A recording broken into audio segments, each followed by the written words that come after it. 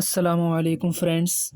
تو آج کی اس ویڈیو میں ہم دو چیزیں سیکھیں گے، کفن پہنانے کا طریقہ اور نماز جنازے کا طریقہ۔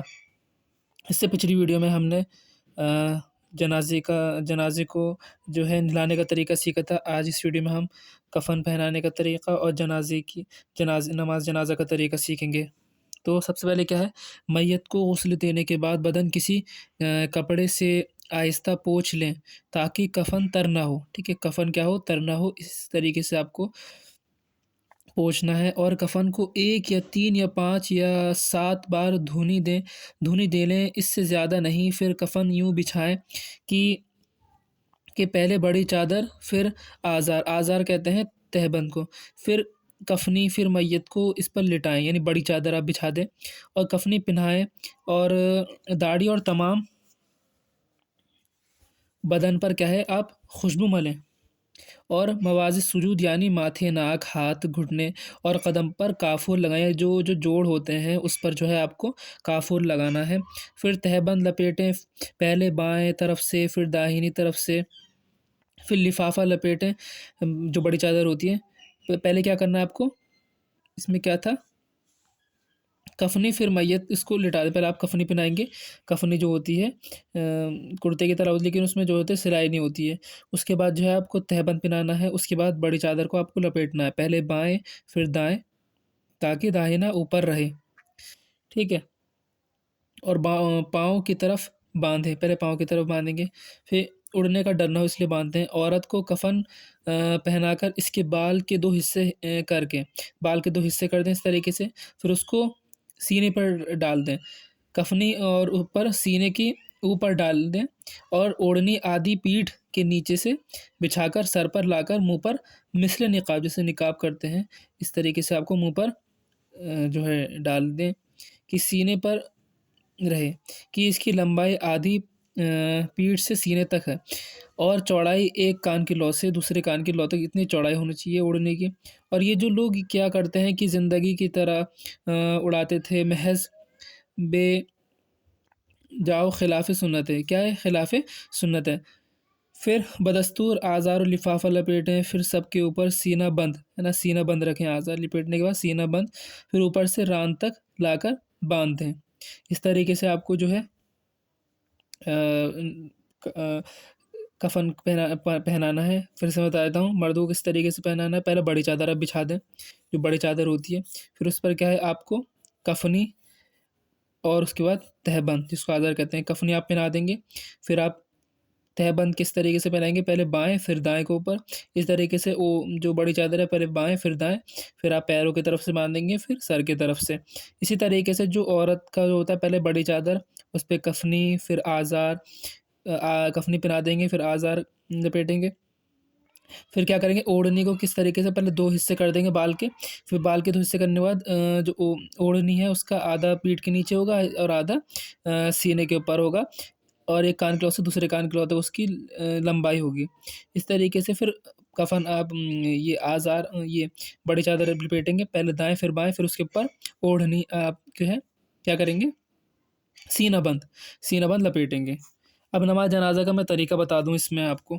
نماز جنازہ کا جو طریقہ ہے وہ یہ ہے، جنازے کی نماز فرض کفایہ، مطلب اگر کچھ لوگوں نے پڑھ لی تو سب ساکت ہو گئے، ایک نے بھی پڑھ لی تو سب بری الذمہ ہو گئے، ورنہ جس کی خبر پہنچی تھی اور نہ پڑھی گنہگار ہو، اس کی فرضیت کا جو انکار کرے وہ کافر ہے۔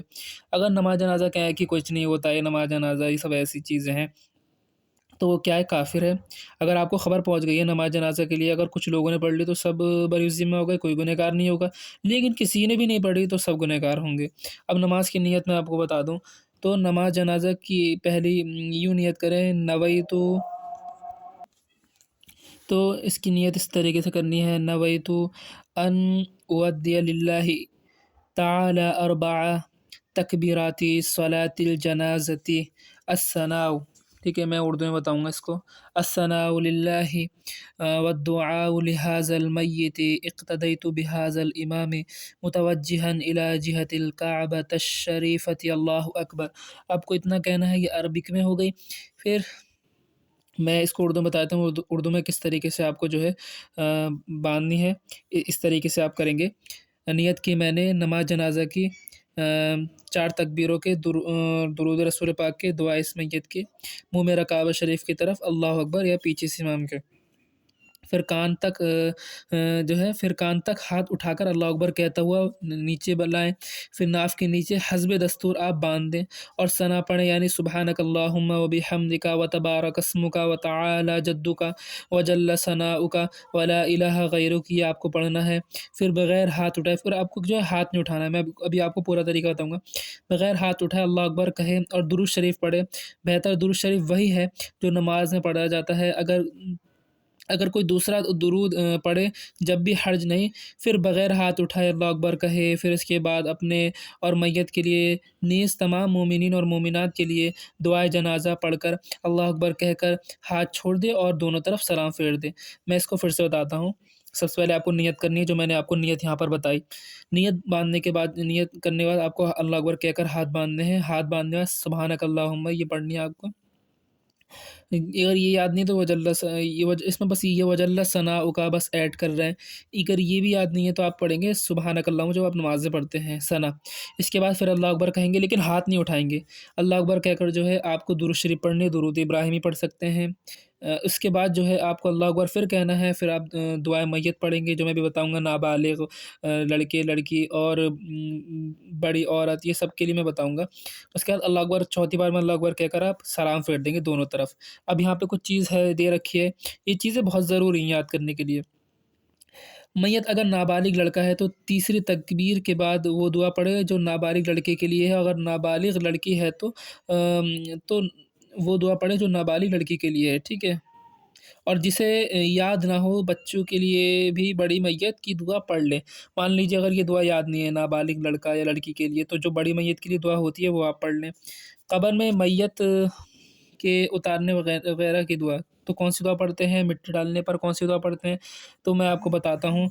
मैयत की आँखें बंद करते वक़्त, इसके अज़ा को सीधा करते वक़्त, गुस्ल के वक़्त, कफ़न पहनाने के वक़्त, चारपाई या ताबूत वग़ैरह पर रखते वक़्त और कब्र में मैयत के उतारते वक़्त ये दुआ मुस्तहब है। ये दुआ पढ़नी क्या है, पढ़ लेंगे तो सवाब मिलेगा। बिस्मिल्लाहि व अला मिल्लति रसूलिल्लाहि सल्लल्लाहु तआला अलैहि वसल्लम, यानी बिस्मिल्लाहि व अला मिल्लति रसूलिल्लाहि सल्लल्लाहु तआला अलैहि वसल्लम। ये दुआ आपको पढ़नी है। नहलाते वक़्त भी पढ़ सकते हैं, कफ़न पहनाने के वक़्त भी पढ़ सकते हैं।